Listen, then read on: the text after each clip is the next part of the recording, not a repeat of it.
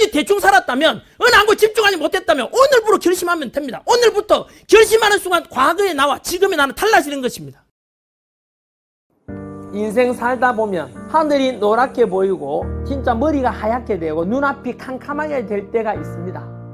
내가 기대했던 시험에 떨어지거나 또는 내가 예기치 않은 일을 당하게 되거나 그럴 때 참 믿고 의지했던 것이 사라지게 되면은 참 힘들 때도 많습니다.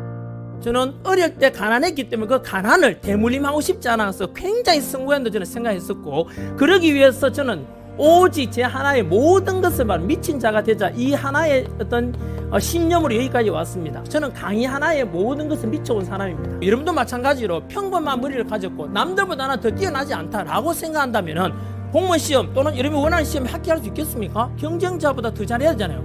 근데 간단합니다. 평범한 머리를 가지고 남들보다 뛰어난 게 없다면은 주어진 시간에 남들보다 더 많은 공부를 해야 되고 더 집중할 수밖에 없는 겁니다. 여러분들 주어져 있는 가장 중요한 하나를 위해서 두 번째 중요하고 세 번째 중요하고 네 번째 중요하고 포기한다고 생각합니다.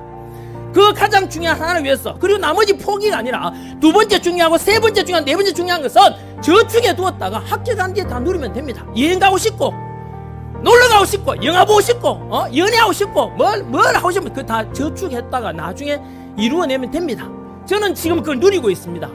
그리고 저는 개인적으로 대나무의 지혜가 뭐냐 하면은 이겁니다. 대나무는 졸라 길게 자라지 않습니까? 대나무가 길게 자랄 수 있는 이유는 뭐죠? 좀 자라다가 매듭 만들고 자라다 매듭 만들고 그러면서 가지를 길게 뻗지도 않습니다.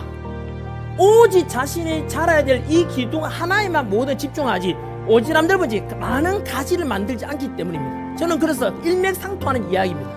미친 자라는 것은 아까 말씀드린 대로 자기가 이루고자 하는 가장 중요한 하나를 이루기 위해서 두 번째 중요하고 세 번째 중요하고 포기하는 것처럼 대나무가 주는 지혜가 바로 그겁니다.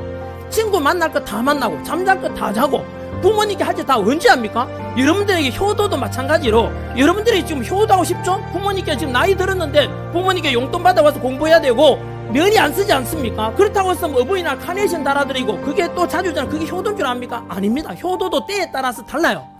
저는 지금은 우리 어머니께 매일 전화 드립니다.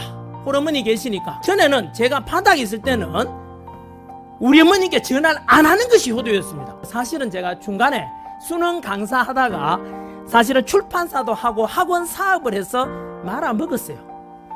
거기서 제 재산, 그때 번 돈을 학원 경영에다 다 쏟아부어가지고 결국은 재산만 날아간 게 아니라 빚더미 25억의 빚을 지게 돼요.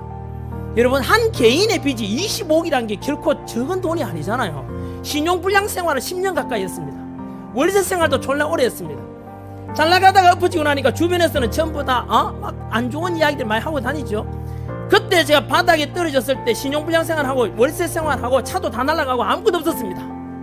그럴 때 우리 어머니께 전화하면은 어머니께서 가만히 계시다가 내가 전화하면은 울기 시작합니다. 아들아, 딴 생각하지 말해. 혹시나 극단적인 생각할까 싶어서.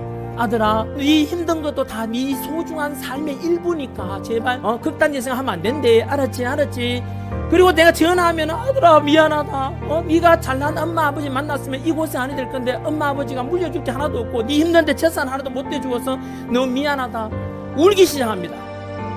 그래서 그때는 우리 어머니께 전화를 안 드리는 것이 효도였습니다.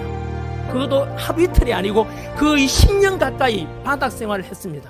그러다가 노량진 와서 공무원 강의에 또 미치기 시작했습니다. 아까 말씀드린 대로 저는 절박함 때문에 첫 번째가 말씀드렸죠. 가난을 대물림하고 싶지 않아가지고 하나에 미쳤었고, 두 번째는 중간에 빚을 너무 많이 지게 돼서 이대로 내가 죽으면은 내 자식들도 전부 다 결혼 못난 아버지의 자식이 되고, 그래서 저는 이 절박함 때문에 노량진 올라와서 내 모든 것을 걸고 강의에 미쳤던 겁니다.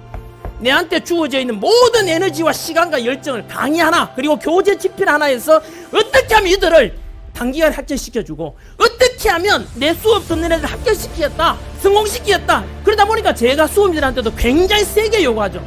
심지어 강사가 이 정도로 미친 듯 열심히 하는데 수험생이 평생 공무원 될 수 있냐 없냐라는 이 중대한 시험에서 평생의 운명이 결정된 이 시험에서 대충 공부한다고 나는 그걸 용서할 수 없었습니다. 이 시험 한번 합격이면 부모님께 효도할 수 있는 것이고 평생 공직자를 삶을 살 수 있는 것이고, 이 중대한 시험 앞에서 딴짓 한다고? 저는 여러분들 원하는 게 있습니다. 요구하는 게 있습니다. 오늘 저를 만나 이전에 하고 만나 이후에 여러분이 달라지길 원합니다.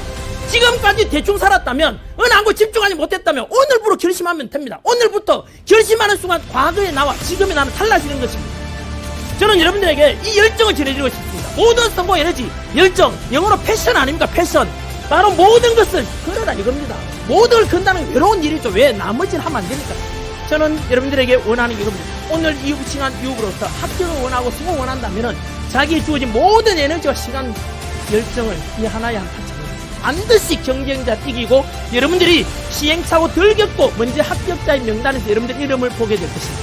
여러분들이 뜻하는 그 성공의 위치에 가 있는 본인을 확인할 날이 올 거라 믿습니다. 간단합니다. 미치십시오. 모든 걸 집중을 해보십시오. 대나무가 길게 자랐던 것처럼 이것만 실천해도 여러분들은 반드시 아까 말씀드렸는데 평범하지만 비슷한 경쟁자끼리 모였지만은 내가 경쟁자 무리치고 합격자 명단에서 본인의 이름을 반드시 확인할 수 있을 겁니다. 오늘 이 짧은 강연이었지만 이 짧은 강연 속에 역시 마찬가지로 저는 이것이 우연히 운명이 된다고 생각합니다. 여러분은 마찬가지로 지금부터 스스로를 감동시켜야 됩니다. 지금까지 살아오면서 내가 과연 이렇게 열심히 공부한 게 있었던가, 내가 이루고자 한 게 이렇게 집중한 게 있었던가, 스스로를 돌아보고 그날 저녁에 잠자기 전에 누워서 그래 오늘 내 경쟁자가 있었다면 그 경쟁자 중에 내가 가장 열심히 했었어, 가장 집중했어 라고 스스로에게 자문했을 때 예스 라고 답변하는 날이 바로 시험 치는 날까지 된다면 여러분들은 반드시 그날 합격자 명단에서 성공한 자리에서 여러분 이름을 보게 될 것입니다.